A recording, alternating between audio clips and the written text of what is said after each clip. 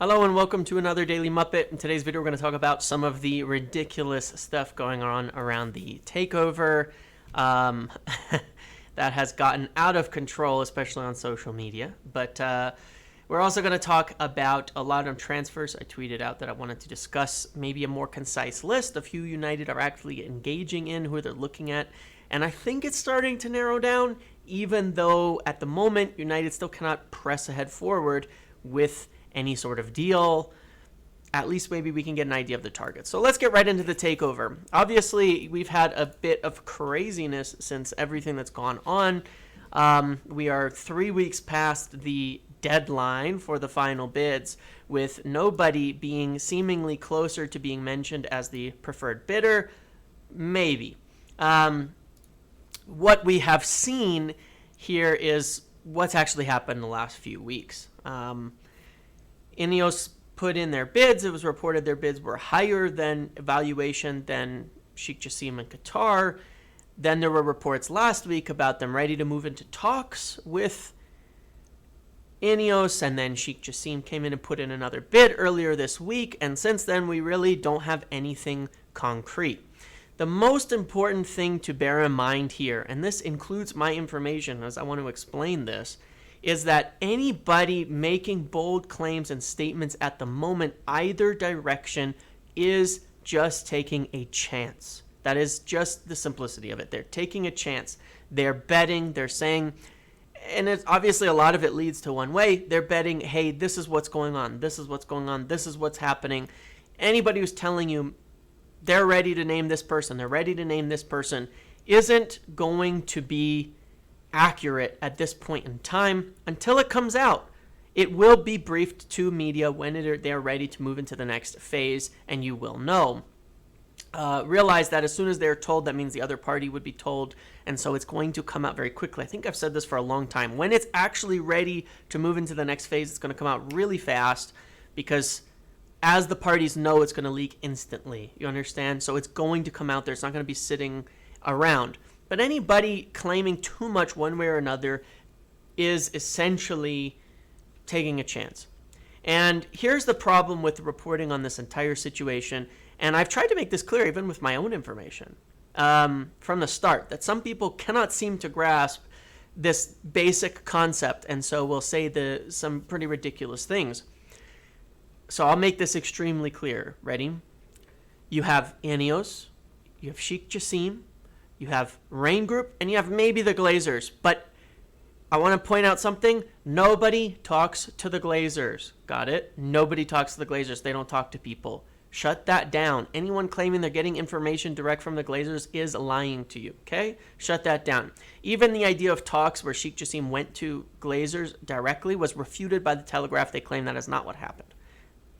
Shut down anybody claiming the Glazers are ready to do this. If they knew what the Glazers were ready to do up to the minute, they would have been able to give you every piece of information through this whole process. Rain Group is handling it at this point in time.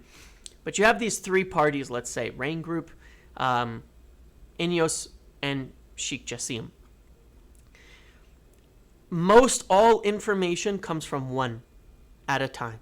So an article might come from, and you may not know who it is. With the media, you don't know. And it's not necessarily biased. This is the point. It's not necessarily biased. You don't know who it's coming from. But let's put it this way. If I have information from Ineos, and I give it to you, and I put it out there, which is where most of mine comes from, and I put it out there, there is an inherent bias in the information, because that's the only information I receive. If I say, Ineos feels confident that they have the best bid, guess what? That's how Ineos feel. Is that a neutral observation of the entire process? No. If someone says, and we've seen this with the Daily Mail and Keegan, it obviously has been coming from one area at times there, that Qatar are extremely confident, is it a biased report? Yes, inherently, the same way it is when I say it from Ineos, because it's coming from one person. That's why I said you have to be really careful in evaluating these sources and take the ones who are going to accurately report things from Rain perspective, which will be very, very few people, likely people at places like the Times, Kleiman at Sky, who was the initial person to report on all of this, and more. So There's a few people that I would say it would be ideal to listen to, and many others that I won't. But when you do listen to them, like if you take my information, it's a perspective. It is a side of the picture. They remain confident. That's their side of it. It is not a biased statement. That's where the interest is coming from. That's where the information is coming from. That's the fact of it. It's going to be inherently biased. I know not a thing about Qatar. I think I've said from the beginning. I said, even way back when, I said I knew there was going to be no bid from QIA and QSI, but I had no idea about anything related to private or sectors or anything like that in Qatar or the Middle East. I don't know anything about it. But people are obviously using this to run the gambit, as they do with most drawn-out transfers, as they do with other things, like the people who would constantly be putting out, De Jong is arriving next week. De Jong will be a player by, the Liverpool game. People use this stuff to take chances and jump through whatever they can, because there's no risk. I don't know what the end game of that is. But you get silly things like people talking about, me being arrested in Dubai, which is the funniest rumor that has come across on this entire thing. I've never even been to Dubai. I've never even been to the Middle East. But it's a good rumor. I enjoy it. I'll lean into it if you want, to add to my resume, being arrested and deported from Dubai. I kind of like that. That's fun. Adds to the CV. Anyway, so there's a lot of craziness going on, a lot of silliness, especially on social media, and a lot of speculation leading in different directions that will very much give you the idea that a lot is changing and a lot is happening and a lot is going on. It's not. You have the bid from Ineos, it's continuing to be discussed. You have the latest bid from Sheikh Jassim, it's continuing to be discussed. I think it's very likely that this will take a bit longer, and I think it's very likely, this is only an opinion, that they're not going to go into this drawn-out preferred bidder phase. When they go into the next phase, it may be said, this is the preferred bidder. It'll really be, this is the bid that's being accepted, and we've worked out all the details. I don't think they'll go to that phase until they've worked out all the details. So they may well be talking to both parties, and so what could happen?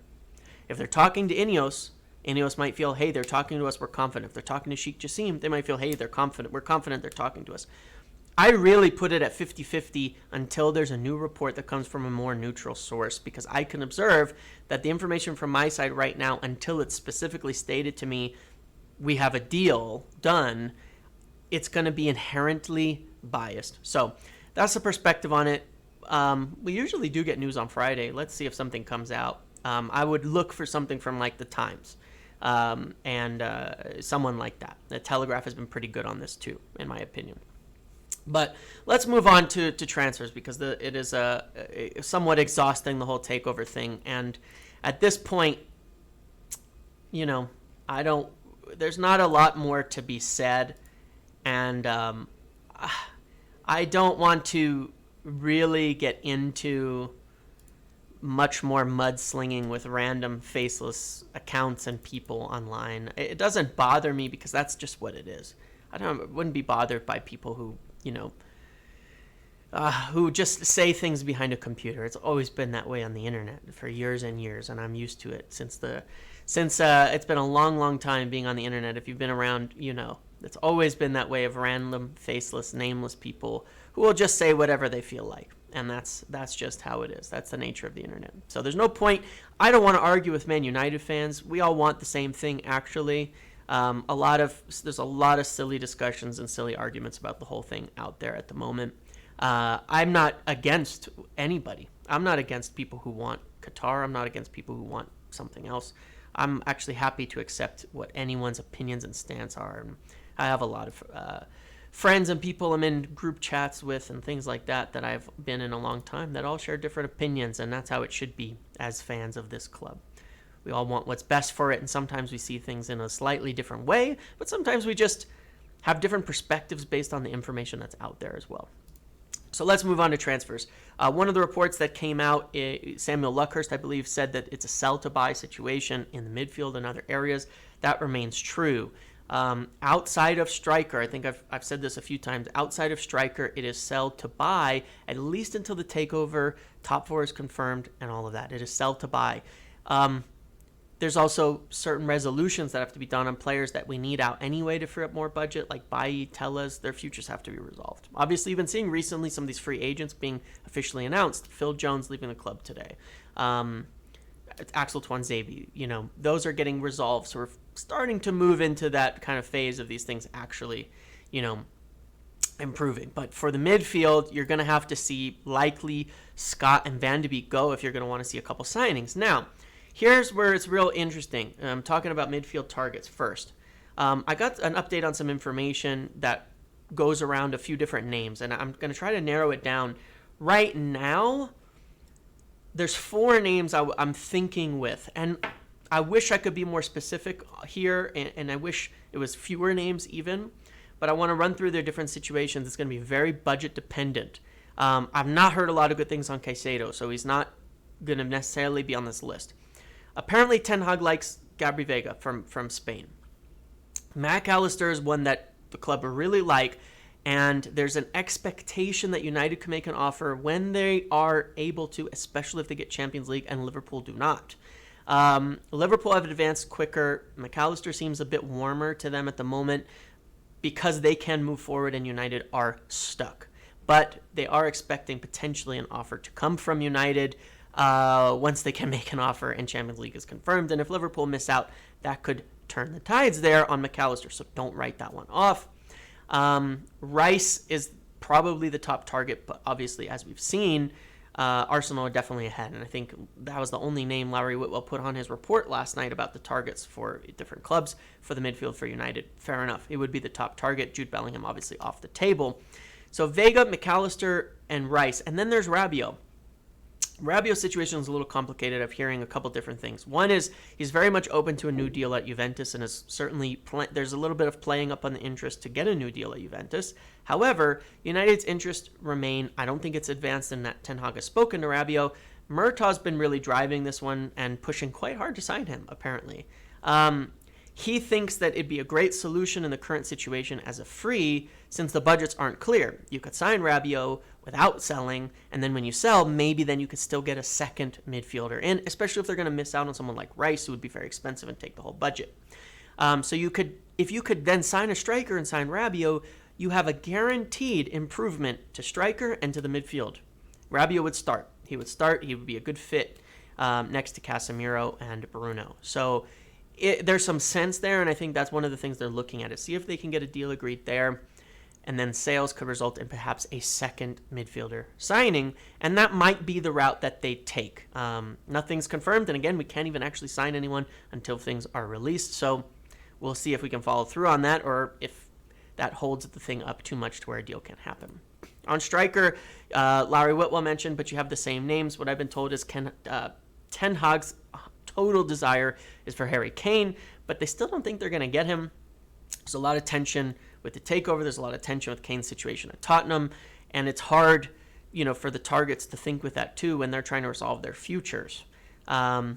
So the backups remain the same there. Osimhen and Gonzalo Ramos, the main names at the top of the list, and then you have the cheaper ones as you go down, but that remains the same. But they're still going to keep trying and pushing for Harry Kane, and I think what you'll see happen is when the takeover is completed, they make a huge offer to Tottenham, 80 to 100 million, big offer to Kane, see if it works. If they accept it, good. If they don't accept it, then move on. And I think that's really what the only thing that's being waiting for, is securing Champions League and being able to make that big offer for Harry Kane. I think they will make it. I don't think there's too much optimism yet, but you never know what could happen.